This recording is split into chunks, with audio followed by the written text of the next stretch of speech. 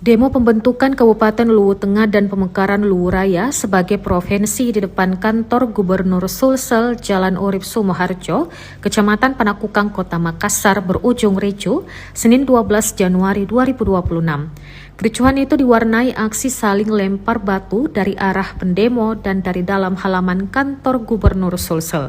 Polisi dari Polsek Panakukang yang mengawal jalannya momen unjuk rasa tampak kewalahan melerai dua kelompok yang terlibat saling lempar. Seiring berjalannya aksi unjuk rasa yang diwarnai bakar ban itu, terjadi gesekan dari pihak massa Wijatu Luwu dan Satpol PP. Bahkan, satu peserta aksi diduga dikeroyok oknum Satpol PP. Jenderal Lapangan Aksi dari Aliansi Wijatu Luwu, Adrian Saputra mengatakan awalnya unjuk rasa berlangsung damai di depan kantor orang nomor 1 di Sulsel itu.